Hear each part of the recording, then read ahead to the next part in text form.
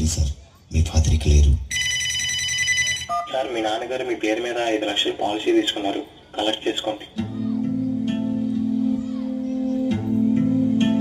ఏదో లెటర్లో ఉంది. నాన్న, నువ్వు సంతోషంగా ఉండటమే నాకు కావాలి. అందరి తండ్రులాగా నిన్ను చూసుకున్నందుకు నన్ను క్షమిస్తావు కదా. ఇప్పుడు నీకు నచ్చిన బండి కొనుక్కో. నేను బ్రతికున్నప్పుడు ఇవ్వలేని సంతోషాన్ని నేను చనిపోయాక ఇస్తున్నాను. నీకన్నా నా ప్రాణం ఏమి ఎక్కువ కాదు నాన్న.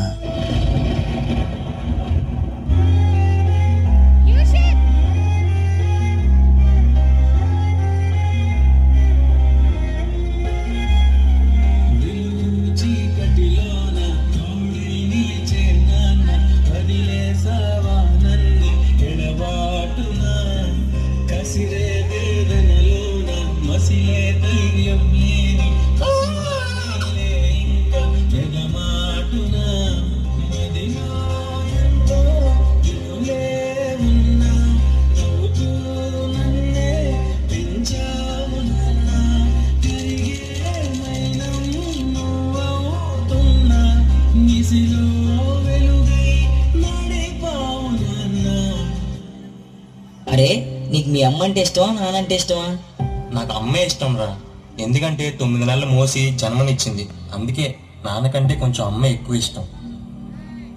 నాన్న ఎందుకో వెనకబడ్డాడు. అమ్మ 9 నెలలు మోస్తే నాన్న 25 ఏళ్ళు. రెండూ సమానమే అయినా నాన్న ఎందుకో వెనకబడ్డాడు. ఫోన్లోనూ అమ్మ పేరే, దెబ్బ తగిలినప్పుడు అమ్మ అని పిలవడే. మిగతా అప్పుడు గుర్తురానందుకు నాన్న ఎప్పుడైనా బాధపడ్డాడా? ఏమో, పిల్లల ప్రేమను పొందడంలో తరతరాలుగా నాన్న ఎందుకో వెనకబడ్డాడు. అమ్మకి మాకు బీరువా నిండా రంగురంగుల చీరలు బట్టలు. నాన్న బట్టలకు దండెం కూడా నిండదు. తనని తాను పట్టించుకోవడం రాని నాన్న ఎందుకో మాకు కూడా పట్టనంత వెనకబడ్డాడు. అమ్మకి అన్నో కొన్నో బంగారు నగలు, నాన్నకి బంగారం చున్న పట్టు పంచి ఒకటి. కుటుంబం కోసం ఎంత చేసినా తగిన గుర్తింపు తెచ్చుకోవడంలో నాన్నెంతో పాపం బాగా వెనకబడ్డాడు. ఇష్టమైన కూర అని చెప్పి పిల్లలు మొత్తం తినేస్తే ఆ పూటకి పచ్చడి మెతుకులతోనే ఇష్టంగా తినే నాన్న. ఇద్దరి ప్రేమ ఒకటే అయినా మా అమ్మ కంటే నాన్న చాలా వెనకబడ్డాడు. నాన్న ఇలా వెనకబడిపోవడానికి కారణం ఆయన మా అందరికీ వెన్నెముక కావడమే. వెన్నెముక వెనక ఉండబట్టే కదా దన్నుగా నిలబడగలుగుతున్నాం. ఇదేనేమో నాన్న వెనకబడిపోవడానికి కారణం. నాన్న, నన్ను క్షమించు నాన్న.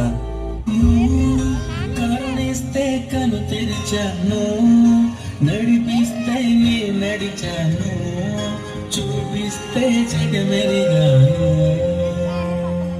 నువ్వు కథ చెబితే మై మరిచాని, ఎదపైనే నిదురించానే, నీ కొడుకై తరించాను. అరే రాజు, రారా క్రికెట్ ఆడదాం.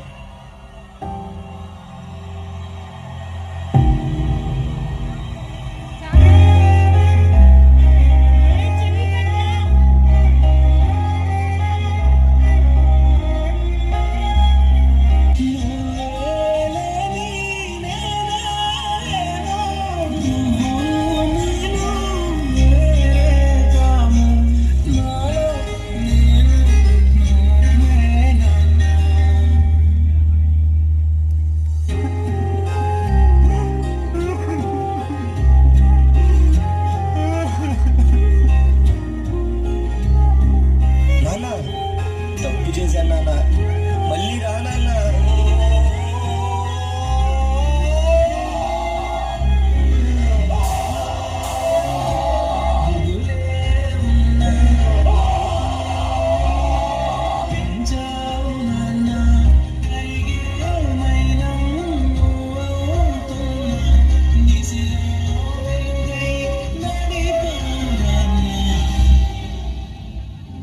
ఇలా తల్లిదండ్రులు పోయాక వాళ్ళ విలువ తెలుసుకుని ఎంత బాధపడినా వాళ్ళు వెనక్కి రారు.